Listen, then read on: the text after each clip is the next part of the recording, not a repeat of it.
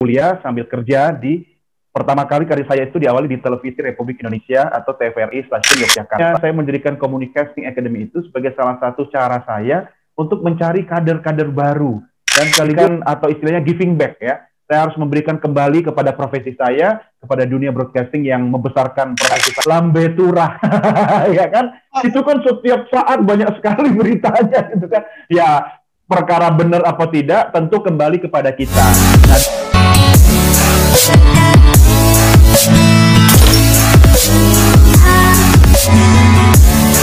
Nah, halo pemirsa Rudy Haji Channel dimanapun Anda berada.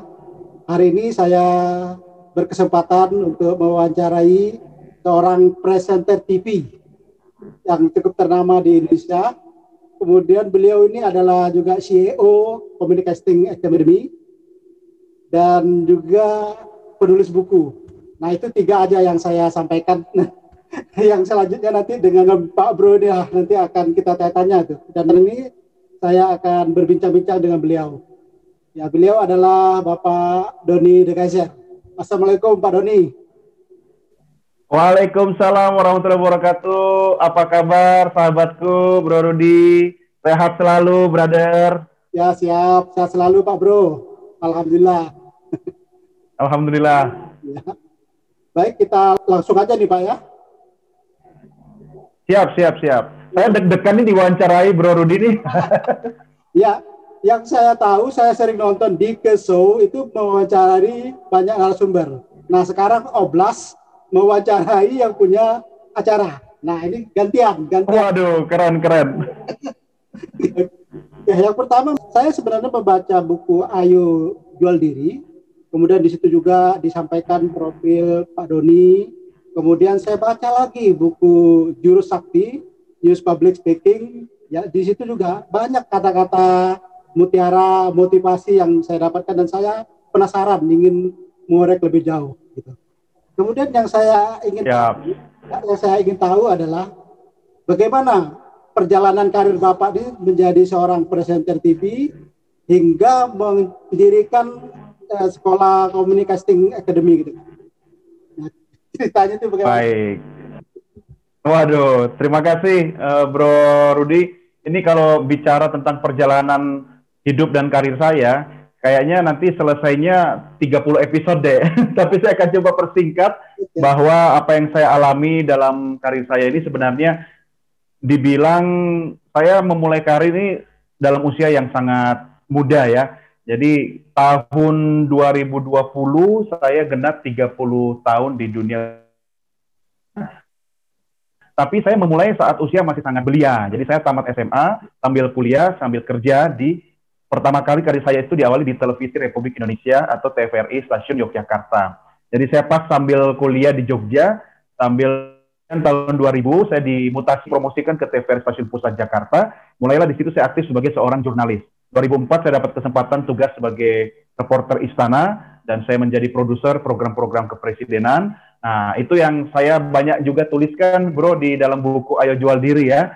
Nah, kemudian singkat cerita, saya aktif di beberapa kegiatan, asosiasi, saya mengajar di perguruan tinggi, dan kemudian akhirnya saya memberanikan diri di tahun 2005, saya mendirikan sekolah broadcasting di Jakarta, namanya Communication Academy, itu artinya dari Communication and Broadcasting.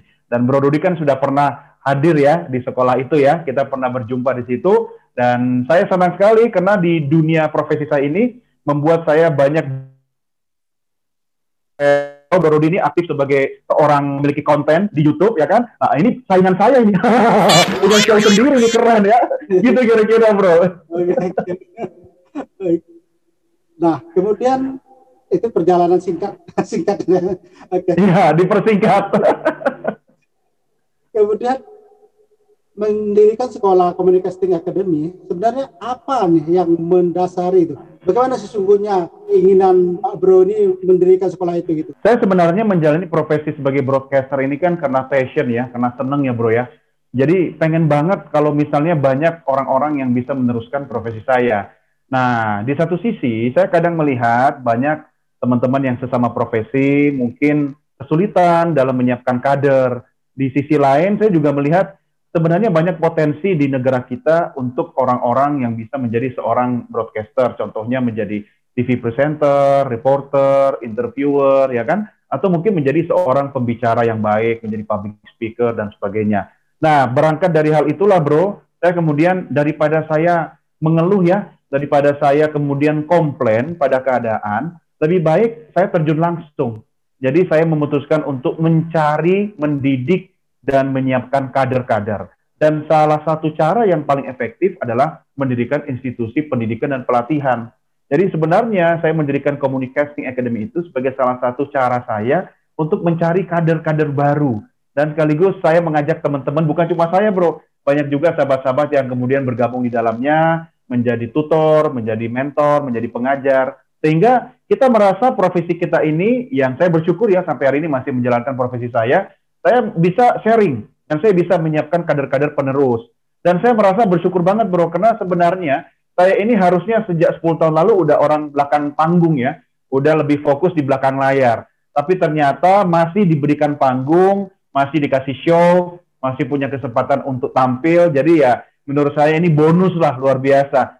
Dan salah satu cara saya bersyukur atas kesempatan yang diberikan ini, yang Maha Kuasa masih berikan saya kesempatan, ya saya harus memberikan atau istilahnya giving back ya. Saya harus memberikan kembali kepada profesi saya, kepada dunia broadcasting yang membesarkan profesi saya ini dengan cara mengkader orang sebanyak-banyaknya. Dan salah satunya yaitu dengan melalui institusi pendidikan Communicating Academy. Gitu bro.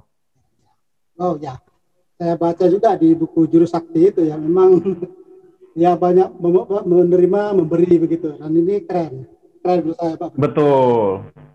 Nah, ya, kalau kayak gitu Mak, saya belajar dari sahabat-sahabat saya bro, termasuk Bro Rudi sendiri. Kenapa? Ya, saya kenal Bro Rudi sebagai orang yang konsisten, orang yang punya passion dan senang dengan dunia, dalam tanda petik, broadcasting itu kan isinya ada radio, televisi, termasuk sekarang kita sedang masuk di era new normal dan termasuk media baru gitu kan. Jadi konten pun seperti yang Bro siapkan ini merupakan masa depan konten media. Jadi kita harus acungi jempol, ya kan? Dan saya salut semangatnya bro untuk terus belajar. Dan kita juga tergabung ya dalam beberapa komunitas, termasuk saya juga banyak mengenal orang-orang yang Bro Rudi kenal juga. Nah itu sebabnya saya sangat-sangat percaya bro, kalau banyak yang kita berikan buat komunitas, buat orang lain, sebenarnya kita nggak pernah kekurangan. Justru kita malah banyak menerima gitu kan. Salah satu nih bro, ya kan? Nggak usah dihitung dari materi deh. Sekarang kalau saya misalnya keluar kota, kemana saja, ya kan? Insya Allah saya punya teman dari Sabang sampai Merauke, ya kan? Nah saya belum ke tempatnya bro nih kan? Kalau saya sampai ke tempatnya bro di sana, di Kalimantan sana, pasti saya punya teman lagi gitu kan? Ya. Itulah kekuatan dari networking, kekuatan dari silaturahmi, gitu bro. Wah ya, siap. 30 tahun Pak Bro ini bergerak di bidang media. Dan tentunya mengetahui perjalanan media itu seperti apa. Dulu kita tahu hanya televisi dan radio menjadi sumber berita. Dan sekarang bergeser kepada internet. Nah, bagaimana Pak Bro menyikapi dengan perubahan ini gitu Pak Bro? Ya, betul banget bro. Tapi kan namanya manusia pasti akan lekat dengan yang namanya perubahan.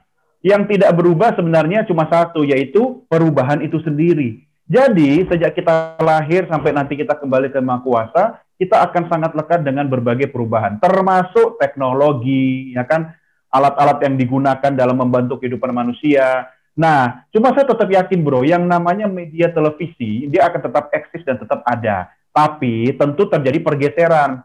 Kita flashback sedikit nih ya, contoh saja nih. Waktu di era radio lahir, ya kan, semua orang menjadi penikmat siaran radio. Kemudian televisi lahir.